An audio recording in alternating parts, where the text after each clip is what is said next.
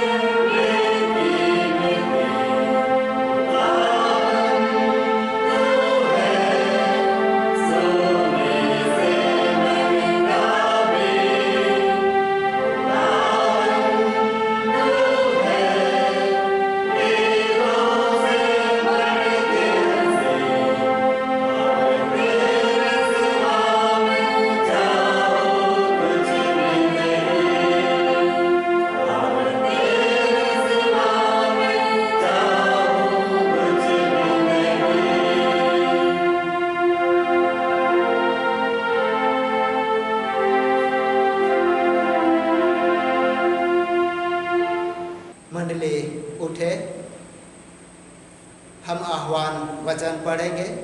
आह्वान वचन भजन संहिता भजन संख्या 34 पद 11 और 12।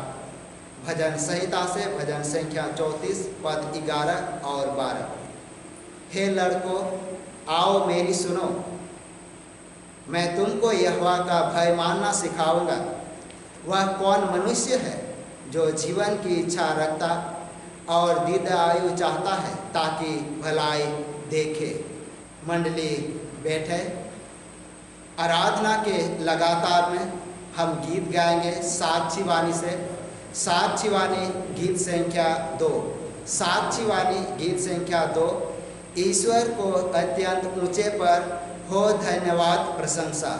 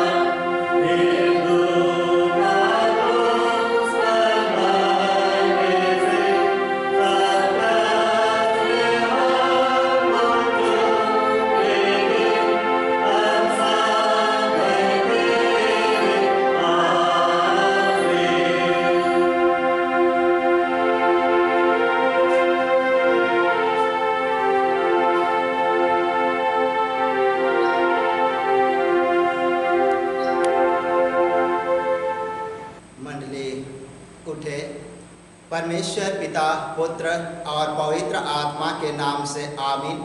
हमारी सहायता ईश्वर के नाम से है जिसने स्वर्ग और पृथ्वी को सिरजा।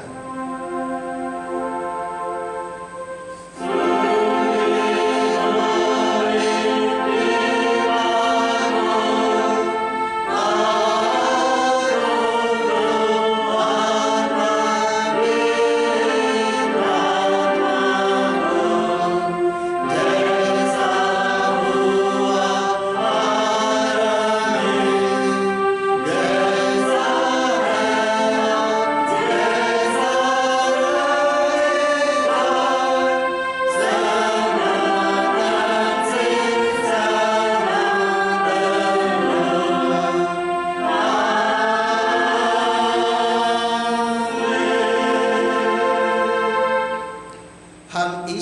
सामने अपने पापों को दीनता से मान ले। हे सर्वशक्तिमान ईश्वर दयालु पिता, हम दीनता से अपने सब पाप और अपराधों को तेरे सम्मुख मान लेते हैं। तो अपने प्रिय पुत्र हमारे प्रभु यीशु ख्रीष्ट के कारण हम पर दया दृष्टि कर और हमारे सब पापों को क्षमा कर। आमीन।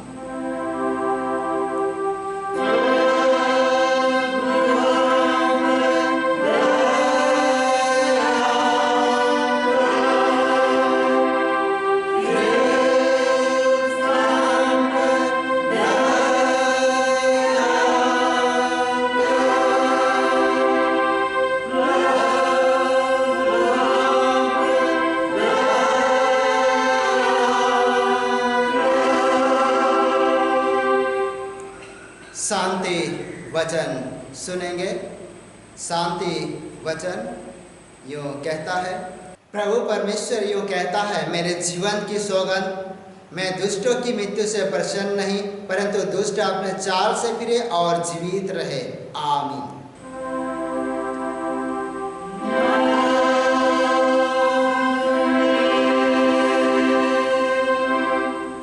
मंडली उठे। सबसे ऊंचे स्थान में ईश्वर का गुणानुवाद हो।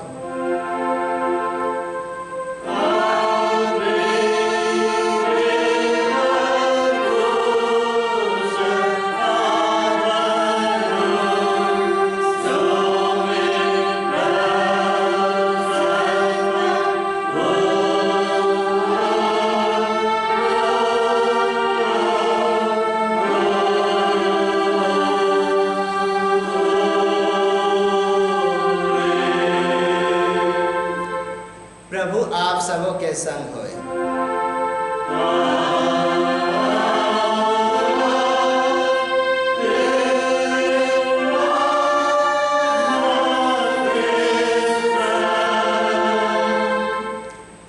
हम प्रार्थना करेंगे।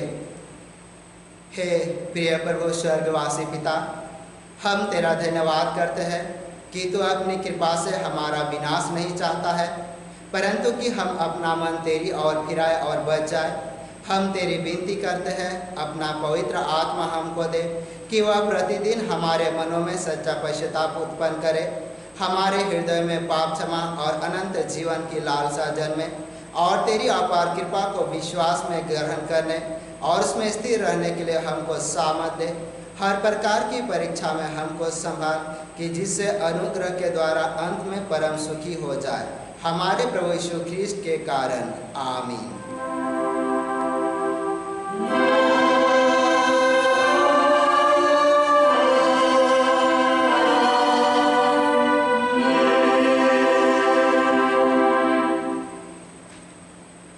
इस समय पहला पाठ वचन पढ़ेंगे। पहला पाठ वचन प्रेरितों के कामों का वर्णन, अध्याय संख्या 8 और पद संख्या 26 से लेकर आगे 38 तक। प्रेरितों के कामों का वर्णन, अध्याय 8 पद 26 से आगे। यहाँ पर परमेश्वर का जीवित वचन यूँ लिखा हुआ है। फिर प्रभु के एक स्वर्गदूत ने फिलिप्पुस से कहा, उठ और दक्षिण की ओर उस मार्ग पर जा जो यरूशलेम से गाजा को जाता है। यह रेगिस्तानी मार्ग है। वह उठकर चल दिया और देखो, कूश देश का एक मनुष्य आ रहा था जो खोजा और कुशियों की रानी कंदाके का मंत्री और खजांची था। वह आराधना करने को यरूशलेम आया था। वह अपने रथ पर बैठा हुआ था और यशाया भविष्यवक्ता की पुस्तक पढ़ता हुआ लौटा जा रहा था। तब आत्मा ने फिलिप्पुस से कहा, निकट जाकर इस रथ के साथ बोले। फिलिप्पुस उसकी ओर दौड़ा और उसे यशाया भविष्यवक्ता की पुस्तक पढ़ते हुए सुना और पूछा, तू जो पढ़ रहा है क्या उसे समझता भी है? उसने कहा, जब तक कोई मुझे ना समझाए तो मैं कैसे समझूं? और उसने फिलिप्पुस से विनती की कि वह चढ़कर उसके पास बैठे। पवित्र शास्त्र का जो अध्याय वह पढ़ रहा था वह यह था, वह भेड़ के समान वेद होने को पहुंचाया गया और जैसा मेमना अपने ऊन कतरने वालों के सामने चुपचाप रहता है, वैसे ही उसने भी अपना मुंह ना खोला। उसकी दीनता में उसका न्याय नहीं होने पाया। उसके समय के लोगों का वर्णन कौन करेगा, क्योंकि पृथ्वी से उसका प्राण उठा लिया जाता है। इस पर खोजे ने फिलिप्पुस से पूछा, मैं तुझसे विनती करता हूँ, यह बता कि भविष्यवक्ता यह किसके विषय में कहता है, अपने या किसी दूसरे के विषय में? तब फिलिप्पुस ने अपना मुंह खोला और इसी शास्त्र से आरंभ करके उसे यीशु का सुसमाचार सुनाया। मार्ग में चलते चलते वे किसी जल की जगह पहुँचे। तब खोजे ने कहा, देख यहाँ जल है, तब अब मुझे बपतिस्मा लेने से क्या रोक है? फिलिप्पुस ने कहा, यदि तू सारे मन से विश्वास करता है तो ले सकता है। उसने उत्तर दिया, मैं विश्वास करता हूँ कि यीशु मसीह परमेश्वर का पुत्र है। तब उसने रथ खड़ा करने की आज्ञा दी और फिलिप्पुस और खोजा दोनों जल में उतर पड़े और उसने खोजा को बपतिस्मा दिया। यहाँ तक आमीन। तेरा धन्यवाद हो हे कृष्ण यीशु। हालेलुया।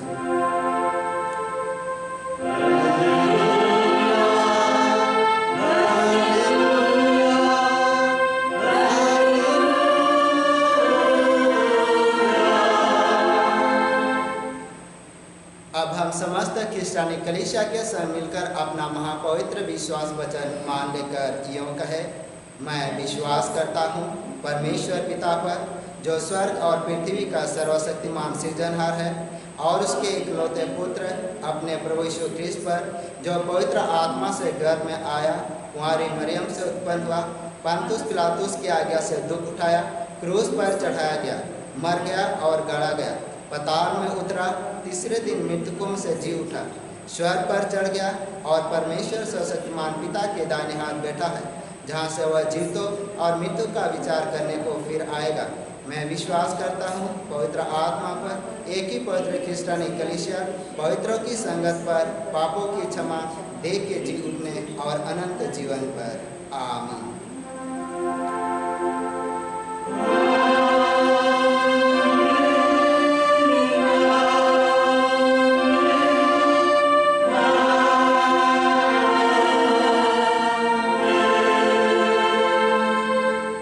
मंडली बैठे। आराधना के लगातार में दूसरा गीत गाएंगे साक्षी वाणी से। साक्षी वाणी गीत संख्या 93 सुंदर फाटक खोला जाता, मैं सेहुन प्रवेश करूं।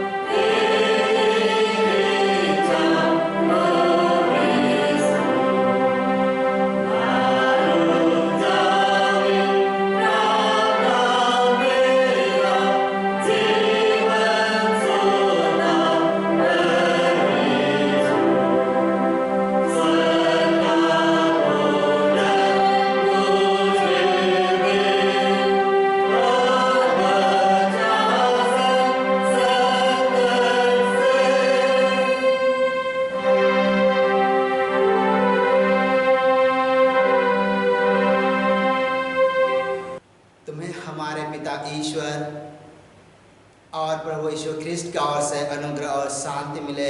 आमीन। आइए हम प्रार्थना करें।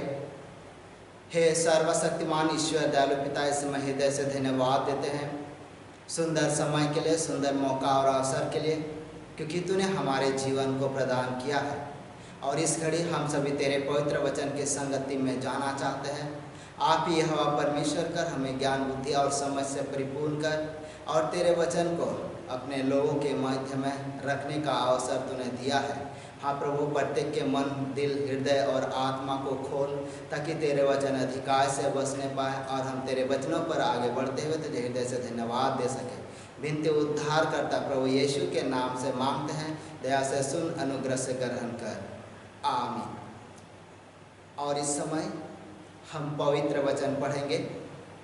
मत्ती रचित सुसमाचार अध्याय संख्या 5 और पद संख्या 20 से लेकर आगे 26 तक। मत्ती रचित सुसमाचार अध्याय संख्या 5 और पद संख्या 20 से लेकर आगे 26 तक। यहाँ पर परमेश्वर का जीवित वचन यूँ लिखा हुआ है, क्योंकि मैं तुमसे कहता हूँ कि यदि तुम्हारी धार्मिकता शास्त्रियों और फरीसियों की धार्मिकता से बढ़कर ना हो, तो तुम स्वर्ग के राज में कभी प्रवेश करने ना पाओगे। तुम सुन चुके हो कि पूर्व काल के लोगों से कहा गया था कि हत्या ना करना, और जो कोई हत्या करेगा वह कचहरी में दंड के योग्य होगा। परंतु मैं तुमसे यह कहता हूँ कि जो कोई अपने भाई पर क्रोध करेगा वह कचहरी में दंड के योग्य होगा, और जो कोई अपने भाई को निकम्मा कहेगा वह महासभा में दंड के योग्य होगा, और जो कोई कहे अरे मूर्ख, वह नरक की आग के दंड के योग्य होगा। इसलिए यदि तू अपनी भेंट वेदी पर लाए और वहाँ तो स्मरण करे कि तेरे भाई के मन में तेरे लिए कुछ विरोध है, तो अपनी भेंट वहीं वेदी के सामने छोड़ दे और जाकर पहले अपने भाई से मेल मिलाप कर, और तब आकर अपनी भेंट चढ़ा। जब तक तू अपने मुदाई के साथ मार्ग ही में है, उससे झट मेल मिलाप कर ले। कहीं ऐसा ना हो कि मुदाई तुझे हाकिम को सौंपे और हाकिम तुझे सिपाही को सौंप दे, और तू बंदी गृह में डाल दिया जाए। मैं तुझसे सच कहता हूँ कि जब तक तू कौड़ी कौड़ी भर ना दे, तब तक वहाँ से छूटने ना पाएगा। यहाँ तक। आमीन। और इस समय पूरे सभा बैठ जाएंगे। मसीह यीशु में विश्वासियों, आज हमारे पास सुंदर मौका है। ये हम सभी को जानते हैं, और उससे बेहतर कि हर एक व्यक्ति जानता है कि भलाई करना है, अच्छा काम करना है। हर एक व्यक्ति जानता है, वचन को जानता है, पवित्र बाइबल को जानता है, और पवित्र बाइबल में जो शिक्षा दिया गया है उनको भी जानता है, और ये बखूबी जानता है।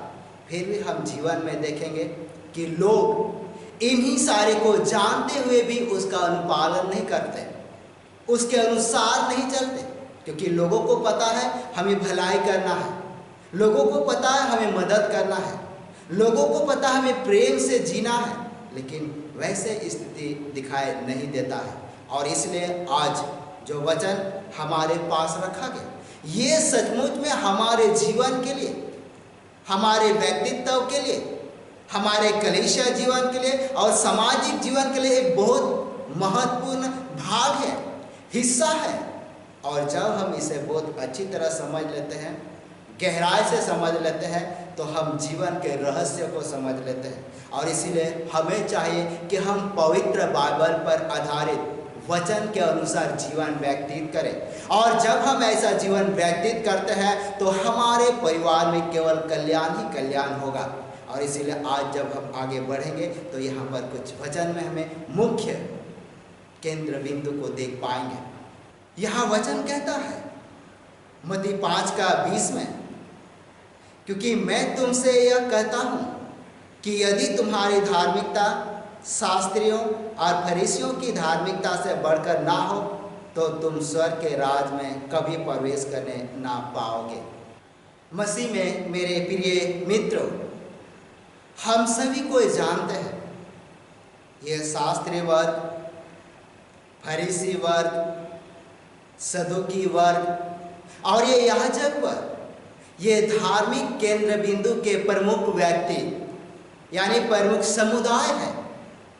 परंतु जब हम इनके जीवन और उसके कार्य को देखेंगे तो हम बहुत बड़े रहस्य को समझ सकते हैं। और इनके जो धार्मिकता है, इनकी जो पवित्रता है, उनसे बढ़कर हमें पवित्रता का जीवन जीना है और धार्मिकता को प्राप्त करना है। तब हम स्वर्ग राज में प्रवेश कर पाएंगे, परमेश्वर के राज में प्रवेश कर पाएंगे। और ये हमारे लिए सुंदर अवसर है, सुंदर मौका है। और यहाँ जब वचन कहता है कि तुम्हारी धार्मिकता शास्त्रियों और फरीसियों की धार्मिकता से बढ़कर हो,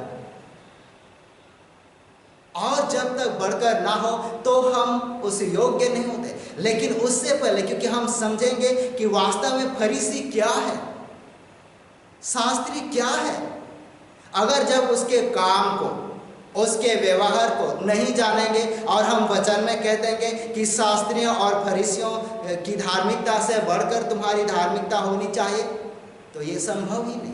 और इसीलिए हम आइए जानते हैं कि फरीसी वर्ग क्या है। अगर फरीसी वर्ग के विषय में हम बातचीत करेंगे, ये यहूदी समाज का एक ऐसा वर्ग था, ऐसे लोग थे जो मूसा की व्यवस्था का कट्टरता से पालन करते थे। वे छोटे छोटे नियमों का पालन करते थे, अपने आप को यहूदी समाज में श्रेष्ठ मानते थे और उन्होंने अपने आप को अपवित्रता से अलग रखा, और इसलिए रखा कि वो पवित्रता का जीवन जी सके।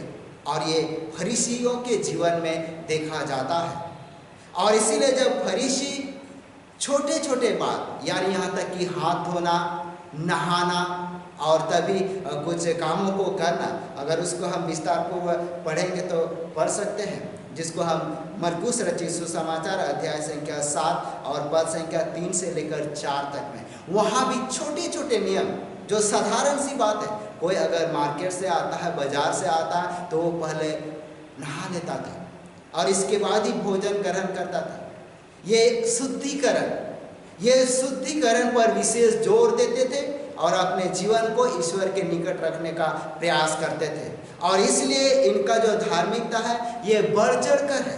और इसीलिए जब हम आगे देखेंगे कि उनकी जो धार्मिकता है उससे बढ़कर हमारी धार्मिकता होनी चाहिए, ऐसे वचन में कहता है। लेकिन दूसरे शब्द हम कह सकते हैं कि इनको व्यवस्था का पूरा ज्ञान था, मूसा की व्यवस्था का पूरा ज्ञान था और उस व्यवस्था के अनुसार वो जीवन जीने का प्रयास करते थे। लेकिन कभी कभी वे जितने नियम हैं मूसा के द्वारा दिए गए नियम, उनसे भी बढ़कर वो उप नियम लागू करते थे और जिसके कारण से उसका पालन नहीं कर पाते थे और उनके कारण से वो चूक जाते थे।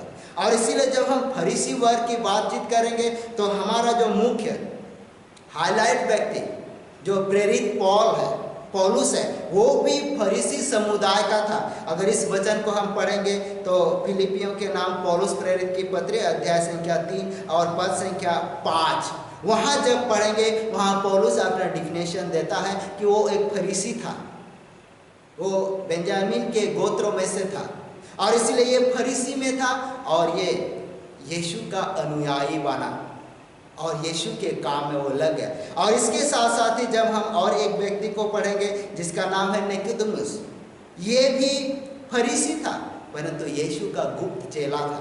और इसको अगर हम विशेष रूप से पढ़ेंगे तो पढ़ सकते हैं यूहन्ना रचित सुसमाचार अध्याय संख्या 3 और पद संख्या 1, वहाँ पर हम इसके विषय में बातचीत कर सकते हैं और देख सकते हैं।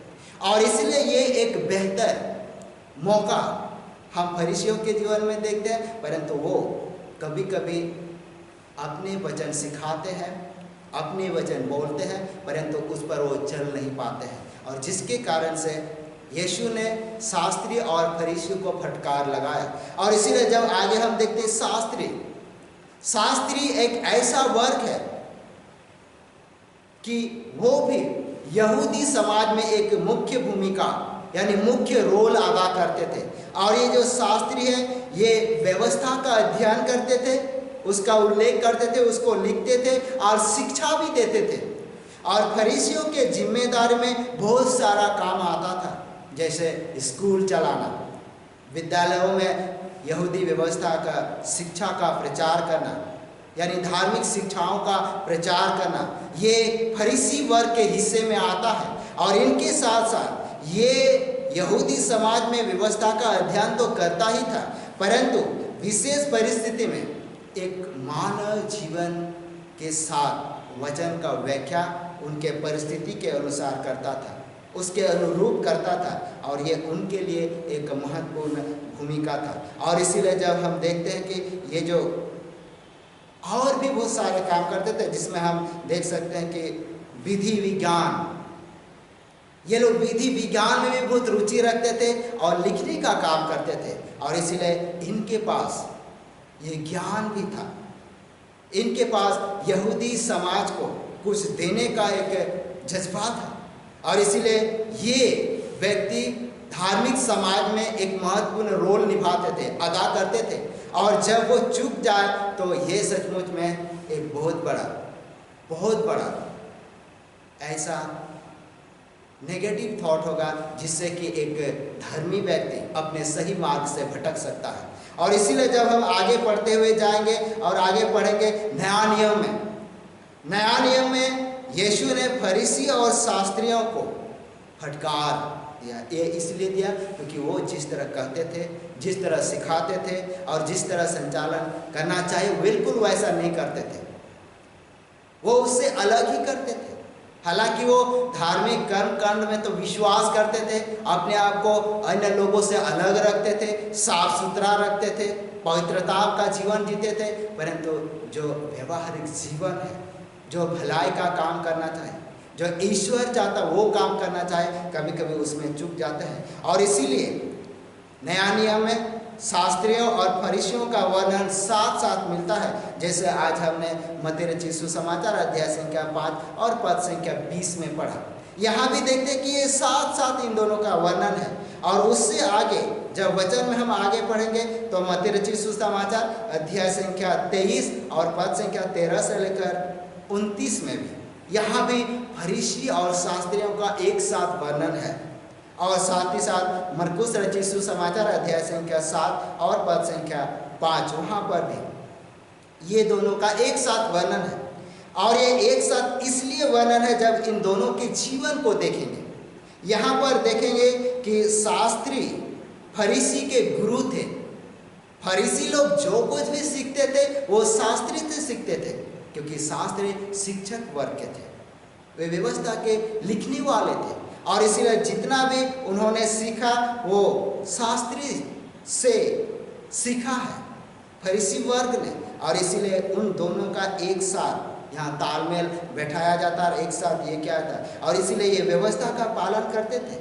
जैसे जैसे यहाँ शास्त्री लोग सिखाते थे, फरीसी बिल्कुल वैसे वैसे ही काम करते थे और उस व्यवस्था के अनुरूप चलते थे। और इसलिए इन दोनों का जो जीवन है ये एक साथ देखने को मिलता है। यीशु मसीह अपने शिष्यों को जब यहाँ मत्ती रचित सुसमाचार अध्याय संख्या 5 में संबोधित करता है, जो कि पहाड़ी उपदेश का एक भाग है। और यहाँ पर भी जब उन्होंने 5:20 में जब हम देखेंगे, उन्होंने कहा कि फरीसी और शास्त्रियों से बढ़कर हमारी धार्मिकता होनी चाहिए, तब हम स्वर्ग राज्य में प्रवेश करने पाएंगे। और ये वास्तव में सही है, क्योंकि पवित्र वचन सत्य है। और ये धार्मिकता क्या है? अगर धार्मिकता हम देखेंगे, धार्मिकता वास्तव में एक सच्चाई है, ईमानदारी है, लगन है, मेहनत है, जो कि हम प्रभु परमेश्वर के लिए करते हैं। जिस उद्देश्य और मकसद से परमेश्वर ने हमें इस जगत में भेजा, उस उद्देश्य को पूरा करने के लिए जब हम लग जाते हैं, तो यही हमारे जीवन के लिए धार्मिकता है। परंतु धार्मिकता प्राप्त करना साधारण सी बात नहीं, क्योंकि लोग कर्मों के द्वारा धार्मिकता प्राप्त करना चाहते हैं। लोग व्यवस्था को मानते हुए धार्मिकता प्राप्त करना चाहते हैं। परंतु जब हम वचन पढ़ेंगे, वचन जब पढ़ेंगे, यहाँ वचन में हम साफ साफ देख पाएंगे कि व्यवस्था के द्वारा कोई भी व्यक्ति धार्मिकता को नहीं प्राप्त कर सकता। व्यवस्था के द्वारा कोई भी धार्मिक नहीं ठहराया जाता, क्योंकि व्यवस्था पाप को पहचानती है। व्यवस्था एक आईना जैसे है कि आपको साफ साफ बता देगा कि आपने पाप किया है। आज यहाँ पर धार्मिकता दिखाई नहीं देगी, जिसको अगर हम पढ़ेंगे तो पढ़ सकते हैं। रोमियो के नाम पौलुस प्रेरित की पत्री अध्याय संख्या 3 और पद संख्या 19 से लेकर आगे 20 तक यह वचन यूँ कहता है, हम जानते हैं कि व्यवस्था जो कुछ कहती है उन्हीं से कहती है जो व्यवस्था के अधीन है, इसलिए कि हर एक मुंह बंद किया जाए और सारा संसार परमेश्वर के दंड के योग्य ठहरे, क्योंकि व्यवस्था के कामों से कोई प्राणी उसके सामने धर्मी नहीं ठहरेगा, इसलिए कि व्यवस्था के द्वारा पाप की पहचान होती है। और यह परमेश्वर का जीवित वचन है। यहाँ रोमियो के नाम पौलुस प्रेरित की पत्री 3 का 20वें वचन कहता है कि व्यवस्था के द्वारा पाप की पहचान होती है। और इसलिए जब जहाँ व्यवस्था को हम अच्छी रीति से पालन करने का प्रयास करेंगे और हम धार्मिकता को प्राप्त करेंगे, ये ऐसा हो नहीं सकता। और इसीलिए धार्मिकता को प्राप्त करने के लिए अनुग्रह की आवश्यकता है, ईश्वरीय वरदान की आवश्यकता है, ईश्वरीय अनुग्रह की आवश्यकता है। और जब हम अनुग्रह में जीवन जीते हैं तो सचमुच में हम उस धार्मिकता को प्राप्त कर लेते हैं, जिसको अगर हम आगे वचन में पढ़ेंगे और पढ़ते हुए भी जाएंगे, जिसको हम रोमियो के नाम पौलुस प्रेरित की पत्री अध्याय संख्या 1 और पद संख्या 17। तो यहाँ पर परमेश्वर का जीवित वचन यूँ कहता है, क्योंकि उसमें परमेश्वर की धार्मिकता विश्वास से और विश्वास के लिए प्रकट होती है, जैसा लिखा है, विश्वास से धर्मी जन जीवित रहेगा। विश्वास, जब हम विश्वास करते हैं तो हम पर परमेश्वर का अनुग्रह होता है और हम धार्मिकता को प्राप्त करते हैं या धर्मी ठहराए जाते हैं। और ये तो एक अनुग्रह है। और हम अनुग्रह का जीवन जीते हुए जब आगे बढ़ते हैं तो सचमुच में हम धार्मिकता को प्राप्त करते हैं। इसीलिए धार्मिकता की झिलम, धार्मिकता को पहन लेने की बात करते हैं, जिसमें हम इफिसियों के नाम पौलुस प्रेरित की पत्री अध्याय संख्या 6 और पद संख्या 14 में भी धार्मिकता के विषय में हम पाएंगे। और ये सचमुच में हमारे जीवन के लिए एक उचित शिक्षा है कि परमेश्वर की धार्मिकता वास्तव में क्या है। और इस लगातार में जब हम वचन में आगे पढ़ेंगे, वहाँ पर क्रोध और हत्या के विषय में लिखा गया है। क्रोध और हत्या, और ये क्रोध और हत्या पाप के श्रेणी में आता है, क्योंकि परमेश्वर यहोवा चाहता है कि मेल मिलाप हो, परमेश्वर यहोवा चाहता है कि शांति का राज स्थापित हो, परमेश्वर चाहता है कि आनंद का राज स्थापित हो। और जहाँ आनंद होगा, जहाँ शांति होगा, जहाँ प्रेम होगा, वहाँ क्रोध का कोई जगह नहीं, वहाँ हत्या और मृत्यु की घटना का कोई जगह नहीं। परंतु जब हम पुराने नियम में जाते हैं, क्योंकि हत्या एक आम बात सी हो गई थी, और इसलिए आज तक हम देखते हैं कि दुनिया में बहुत सारे लोगों की हत्या हो जाती है।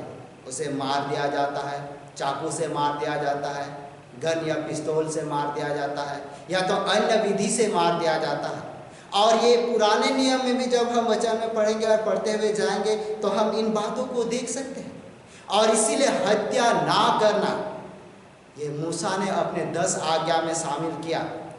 और 10 आज्ञा में ये एक आज्ञा का हिस्सा है कि मनुष्य हत्या ना करना, तू मनुष्य हत्या ना करना। और ये सचमुच में वचन है, आज्ञा है। ये इसलिए शामिल किया गया था कि मूसा के समय में भी ये हत्या हो रही थी, लोगों को मार दिया जाता था। और इसीलिए जब हम इसे वचन में पढ़ेंगे जो 10 आज्ञा में शामिल किया गया, यहाँ व्यवस्था विवरण 5 का 17 या तो निर्गमन की पुस्तक 20 का 13 में पढ़ सकते हैं। मनुष्य हत्या एक अपराध है, एक पाप है, ये हर कोई जानता था। और इसका उनको दंड परमेश्वर की ओर से मिलता था। और इसलिए मूसा चाहता था कि लोग मनुष्य हत्या ना करें, एक दूसरे की हत्या ना करें। और यहाँ जब हत्या की बातचीत आते, ये लोग कौन हैं और किसकी हत्या करते हैं? जाहिर है वे अपने भाई, अपने नज़दीकी, अपने लोगों की हत्या करते थे। और ये इसलिए करते थे, हो सकता है वो लोभ के कारण, लालच के कारण, मान सम्मान के कारण, जमीन जायदाद के कारण, या तो अन्य किसी कारणों से करते हैं। और इसलिए जब हम उत्पत्ति की पुस्तक पुराने नियम में उत्पत्ति की पुस्तक में पढ़ेंगे उत्पत्ति 4:8। उत्पत्ति 4:8 में जब पढ़ेंगे तो यहाँ वचन कहता कि कैन ने अपने भाई हाबिल को मार डाला, घात किया। तो ये कौन था कैन और कौन था हाबिल? ये तो भाई थे ये तो, लेकिन ये हत्या क्यों हुई? और इसका रीजन जब हम उस उत्पत्ति की पुस्तक को बहुत अच्छी तरह से समझेंगे तो समझ पाएंगे। और यहाँ जब ये फर्स्ट मर्डर है, पहला हत्या है पवित्र बाइबल में, और ये भाई में है। और इसलिए अब तक हम देखेंगे, जब भी हम देखें, हो सकता है लोग जमीन विवाद में, हो सकता है धन दौलत की लालच में करता हो, और इसलिए ये हत्या जारी है। और इसलिए ये एक आज्ञा है कि लोग हत्या ना करें, मनुष्य हत्या ना करे, क्योंकि ये अपराध है। और नया नियम में अगर हम लोग दूसरी तरफ बातचीत करेंगे, हत्या की बात छोड़ दें, क्रोध भी नहीं करना है। अगर हम क्रोध करते हैं तो ये अभी एक अपराध ही है। और इसलिए आज के पवित्र वचन में कहा कि क्रोध नहीं करना है। जैसे वचन कहता है, तुम सुन चुके हो कि पूर्व काल के लोगों से कहा गया था कि हत्या ना करना, और जो कोई हत्या करेगा वह कचहरी में दंड के योग्य होगा। परंतु मैं तुमसे यह कहता हूँ कि जो कोई अपने भाई पर क्रोध करेगा वह कचहरी में दंड के योग्य होगा। और यह परमेश्वर का जीवित वचन है। जो कोई क्रोध करेगा वो कचहरी में दंड के योग्य होगा। यहाँ तो हत्या की बात को छोड़ दो। और इसलिए अपने भाई को कभी निकम्मा नहीं कहना, अपने भाई को कभी भी ऐसी बातों पर नहीं उलझाना है। और इसीलिए वचन जब आगे पढ़ते हैं कि हमें चाहिए कि मेल मिलाप करें, और मेल मिलाप इसलिए करेंगे क्योंकि हम दंड से बच जाएंगे। यीशु मसीह क्यों आया? यीशु मसीह इसलिए आया कि हमें दंड ना मिले, जो पाप का दंड है वो ना मिले, अपराध का दंड है वो ना मिले, क्योंकि हम परमेश्वर से दूर हो गए थे, परमेश्वर से भटक गए थे। और इसलिए यीशु ने हमारा परमेश्वर के साथ मेल मिलाप कराया है। और इसलिए वो चाहता है कि हम भी मेल मिलाप के साथ रहें, अपने भाई से मेल मिलाप करें। वचन में कहता है, अगर हम प्रार्थना करने आए हैं, अगर हम आराधना करने आए हैं, और आराधना के क्रम में जब हम वेदी पर दान अर्पण करने जाए, भेंट अर्पण करने जाए, उसी समय हमें याद आ जाए कि मेरे लिए अपने भाई के प्रति, यानी मेरे लिए भाई के मन में कुछ विरोध है, तो वही दान को पहले वही साइड में रख दीजिए, और इसके बाद पहले अपने भाई से मेल मिलाप कीजिए, उससे जाकर मेल मिलाप कीजिए। और मेल मिलाप करने के बाद आकर फिर वेदी पर भेंट चढ़ाना, और ये सहूलियत है। और इसलिए आज यही वचन कहा गया कि हम ईश्वर की आज्ञा को माने। और जब हम देखते हैं कि हत्या, लड़ाई झगड़ाई ये क्यों होता है? ये इसलिए होता है अंधकार का शासन। जब तक लोग अंधकार में रहेंगे लड़ते रहेंगे, क्योंकि जब ये पवित्र बाइबल पढ़ते हैं, जीवन की ज्योति है, उजाला है, सत्य है। और इसे जब हम मान लेंगे, इसके अनुसार चलेंगे, तो यहाँ लड़ाई झगड़ा का कोई जगह नहीं, क्योंकि प्रभु यीशु ने ऐसा शिक्षा दिया है कि हमें प्रेम और मेल मिलाप से रखना, हमें माफ करना, हमें क्षमा करना है। और वैसी ही ये एक व्यवस्था है। और इसीलिए जब हम अपने जीवन में आगे बढ़ते हैं तो हमें भी चाहिए कि हम सांसारिक जीवन पर ध्यान ना दें। संसार में लड़ाई है, झगड़ा है, क्रोध है, ईर्ष्या है, नाना प्रकार की चीज़ है। परंतु जो कोई वचन में रहता है, जिस प्रकार यहाँ शास्त्री और फरीसी सब जानते थे, क्रोध करना अपराध है, हत्या करना अपराध है, लोगों के हक को छीनना पाप है, लोगों के जीवन में भलाई ना करना भी पाप है, परंतु लोग फिर भी नहीं करते थे, वो कट्टरता का जीवन जीते थे। और इसलिए आज भी हम देख सकते हैं कि लोग को जानते हैं कि ये आवश्यकता है। अगर हम अपने पुरोहित वर्ग की बातचीत करें, लोग जानते हैं पुरोहित को क्या आवश्यकता है, लेकिन वो लोग आगे आना नहीं चाहते। कलीसिया में क्या चीज़ जरूरत है जानते हैं, लेकिन वो लोग कलीसिया के धन को देखते हैं। ये नहीं कि हम व्यक्तिगत रूप से कुछ दान दे दें, ऐसा कभी नहीं सोचा, क्योंकि जबकि भलाई करना वो जानते हैं। अगर वो जानते हैं कि पवित्र शास्त्र में लिखा है, दो तो तुम्हें दिया जाएगा, लेकिन लिखा हुआ है ऐसा सोचते हैं, परंतु वो अपने जीवन में अमल कहाँ कर पाए। और लोग चाहते हैं कि मुझे आशीष मिले, लोग चाहते कि मुझे बरकत मिले, लोग चाहते कि परमेश्वर यह इतना अनुग्रह करे, लेकिन वे करेंगे कैसे? क्योंकि मुट्ठी हृदय वो जब बंद रहेगा तो ऐसे स्थिति में इन सारे बातों को देख पाना बहुत ही मुश्किल है। और इसलिए आज चाहे जब हम वचन को पढ़ते हैं, वचन को अध्ययन करते हैं, तो कम से कम हम प्रयास करें कि यीशु के वचन के अनुसार हमारा जीवन हो। तो निश्चय जब हम आगे बढ़ेंगे तो हम इन बातों में देख पाएंगे कि हकीकत क्या है। तो निश्चय आज के इस पवित्र वचन के माध्यम से हम अपने जीवन में यीशु के निकट रहेंगे, ताकि हम परमेश्वर के राज में प्रवेश कर सकें। और इसलिए परमेश्वर के राज में जब प्रवेश करते हैं तो ये जो पहला स्टेप है, पहला सीढ़ी है बपतिस्मा, जिसको आज के हम लोग पहला पाठ वचन में भी पढ़ा। पहला पाठ वचन जिसको हम पढ़ेंगे तो पढ़ सकते हैं। यहाँ पवित्र वचन कहता है, यहाँ पर लिखा हुआ प्रेरितों के कामों का वर्णन अध्याय संख्या 8 और पद संख्या 26 से लेकर आगे।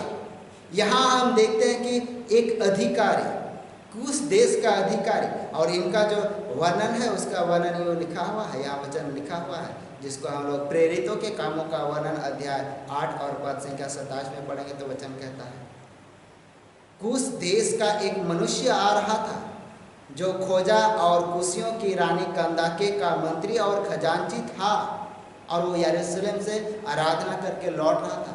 और उसी समय फिलिप्पुस उसके पास जाता है और उसे यशाया भविष्यवक्ता की पुस्तक का जो अर्थ है उसको समझाता है। और जब वो समझ लेता है तो अब वो ऐसी जगह पर रुकता जहाँ पर जल है और कहता यहाँ तो जल है, अब बपतिस्मा से क्या रोक। ये इसलिए क्या? क्योंकि वो परमेश्वर के राज में प्रवेश करना चाहता था, जिसको अगर हम पढ़ेंगे तो पढ़ सकते हैं प्रेरितों के कामों का वर्णन अध्याय संख्या 8 और पद संख्या 38 में। यहाँ वचन में लिखा है, तब उसने रथ खड़ा करने की आज्ञा दी और फिलिप्पुस और खोजा दोनों जल में उतर पड़े और उसने खोजा को बपतिस्मा दिया। यह परमेश्वर का जीवित वचन है और ये परमेश्वर के राज में प्रवेश होने का पहला सीढ़ी है। परंतु हम विश्वास में बने रहे, दृढ़ता से बने रहे, तो हम धार्मिकता का जीवन जी सकते हैं, क्योंकि अनुग्रह के द्वारा ही धार्मिकता मिलती है। अनुग्रह के द्वारा हम धार्मिकता को प्राप्त कर सकते हैं। तो निश्चय आज इस वचन के माध्यम से हम हर एक के जीवन पर अनुग्रह। आमीन। और ईश्वर की शांति जो समस्त ज्ञान से ऊर्ध्व है, ख्रिस्त यीशु में प्रत्येक के हृदय और मन की रक्षा करे अब से सनातन लो। आमीन। आराधना के लगातार में तीसरा गीत गाएंगे साक्षी वाणी से। साक्षी वाणी गीत संख्या 190। साक्षी वाणी गीत संख्या 190। हे ईश्वर देख हम पापी लोग पुकारते तेरी ओर।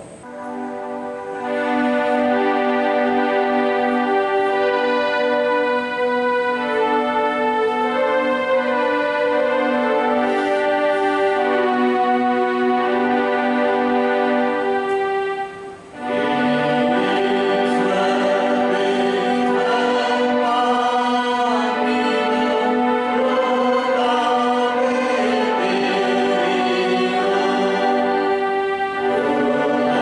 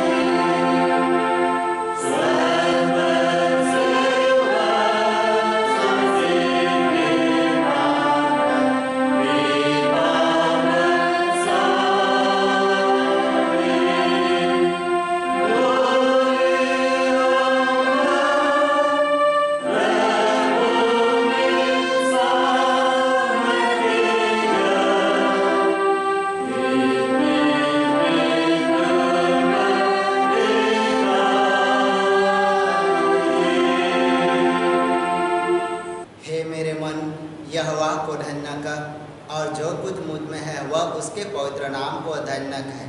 हे मेरे मन, यहोवा को धन्य कह और उसके किसी उपकार को ना भूलना। वही तो तेरे सारे अधर्म को क्षमा करता है और सारे रोगों से चंगा करता है। आमीन। हम धन्यवाद प्रार्थना करेंगे। हे सर्वशक्तिमान सनातन ईश्वर दयालु पिता, इस समय हृदय से धन्यवाद देते हैं क्योंकि तूने बीते सप्ताह भर के जीवन में हम सभी को संभाला और आज तूने यह मौका और अवसर दिया कि हम तेरे पवित्र आराधनालय में उपस्थित होकर तुझे हृदय से धन्यवाद दे पा रहे हैं। हाँ पिता, इस समय हर एक धन्यवाद अभिलाषी को तेरे हाथ में सौंप देते हैं, जिनके जीवन में तूने बड़े बड़े काम किए हैं, बड़े बड़े आश्चर्य का काम किया है और तूने विभिन्न प्रकार के रोगों से चंगाई दिया है। और हो सकता हो पारिवारिक जीवन में तूने अद्भुत आशीष और वरदान से परिपूर्ण किया है। इन सारे आशीषों को स्मरण करते हुए, याद करते हुए तुझे हृदय से धन्यवाद देना चाहते हैं।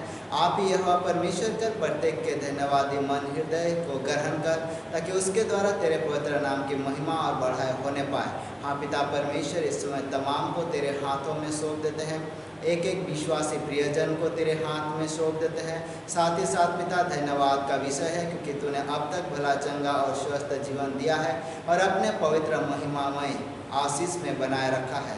होने दे पिता परमेश्वर, तू प्रत्येक के साथ होकर प्रत्येक के जीवन की रक्षा रखवाली कीजिए, अब से लेकर सदा तक। आमीन।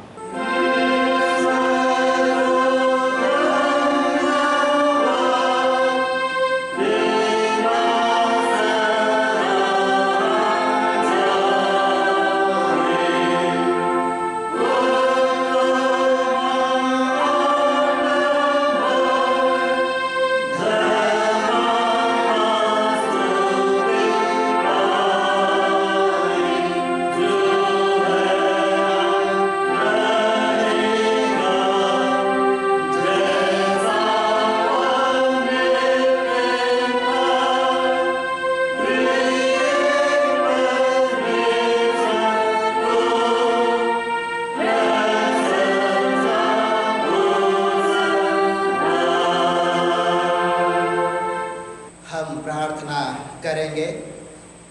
हे प्रभु परमेश्वर स्वर्गवासी पिता, हम तेरी विनती करते हैं अपनी क्रिस्टियानी कलीसिया और उसके सारे सेवकों की अगुवाई कर कि वे तेरे वचन के निर्मल उपदेश में ठहरे, जिससे सच विश्वास और प्रेम हम में बढ़े और दिखाया जाए।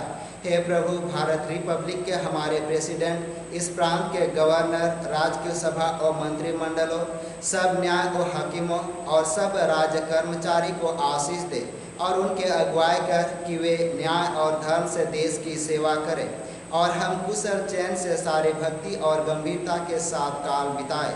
हमारे कलीसिया, सेंट्रल काउंसिल, डायोसिस काउंसिल और कलीसिया के अन्य मंडली सभाओं को आशीष दे कि वे इस मंडली को तेरी पवित्र इच्छा के अनुसार चलाए। जगत की लूथरन कलीसिया और इस देश के हमारे सभी ख्रिस्ट विश्वासी मित्रों को आशीष दे कि हम ख्रिस्तीय प्रेम और सहयोग में आगे बढ़े और जगत में तेरी साक्षी के लिए अधिक सामर्थ पाए। हमारे कलीसिया के सब कामों पर आशीष दे, लड़के लड़कियों की शिक्षा पर आशीष दे कि वे तेरे भय, प्रेम और भरोसा में बढ़ते जाए। कलीसिया के विद्यालयों, शिक्षण, प्रशिक्षण, महाविद्यालयों और अन्य संस्थाओं को संभाल और उनकी बढ़ती दे और उनके द्वारा कलीसिया के लिए आत्मिक और लौकिक आशीष दे। खेती बाड़ी और हर एक काम उद्यम को सफल कर, जिससे हर कोई सुविवेक से तेरे आगे चले और अपनी जीविका आपे पाए। अपनी कृपा से उन सबों पर दृष्टि कर जो कंगाल पर, रोग और नाना प्रकार के सकेती और दुख में है, उनको शांति दे। और ईश्वर प्रार्थना है, प्रार्थना के द्वारा हमारे सभी प्रियजनों को और मंडली के सभी प्रियजन और विश्वासी को भी तेरे हाथ में सौंप देते हैं। हाँ पिता परमेश्वर, आप ही आत्मिक उन्नति दे, साथ ही साथ परिवार के सभी प्रियजन और सदस्यों को संभाल, ताकि वह दिन प्रतिदिन तेरे पवित्र निर्मल वचन में आगे बढ़ते हुए जीवन में शांति और अनुग्रह को प्राप्त करते हुए आगे बढ़ने पाए और तुझे हृदय से धन्यवाद दे सके। सही में पिता परमेश्वर, क्योंकि तू चाहता है कि हम तेरे निकट तेरे वचनों पर बने रहते हुए तेरी सुरक्षा में जीवन बिताए। इसके साथ ही हमारे कलीसिया के सब भाई बहनों की रक्षा कर जो दूसरे देश में चले गए हैं, कि वे सब जोखिम और परीक्षा में विश्वासी ठहरे हम उनके लिए भी तेरी विनती करते हैं जो मंदिर से निकाले गए व उलट हुए हैं। उन पर दया कर कि वे सच्चा पश्चाताप से तेरी ओर फिरे। सब मनुष्य का त्राणी ठहर और उन पर जो अंधियार में बैठे हैं मुक्ति का उजाला प्रकाश कर। हमको अपश्चातापी मृत्यु से बचा और अंत में अपने प्रिय पुत्र हमारे प्रभु यीशु ख्रिस्ट के द्वारा स्वर्ग राज्य में ग्रहण कर। आमीन। और इस समय हम प्रभु की प्रार्थना से प्रार्थना करेंगे। हे हमारे पिता, तू जो स्वर्ग में है, तेरा नाम पवित्र किया जाए, तेरा राज आए, तेरी इच्छा जैसे स्वर्ग में से पृथ्वी पर भी हो। हमारे प्रतिदिन की रोटी आज हमको दे और हमारे अपराधों को क्षमा कर जैसे हमने अपने अपराधों को क्षमा करते हैं। और हमको परीक्षा में मत डाल परंतु बुराई से छुड़ा, क्योंकि राज और पराक्रम और महात्म सदा तेरी ही है। आमीन।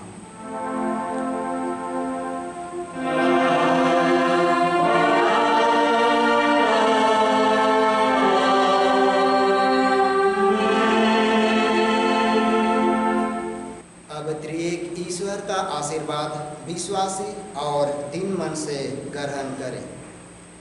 परमेश्वर तुझे आशीष दे और तेरी रक्षा करे। परमेश्वर अपना मुंह तुझ पर प्रकाश करे और तुझ पर अनुग्रह करे। परमेश्वर अपना मुंह तुझ पर प्रकाश करे और तुझे कुशल देवे। आमीन।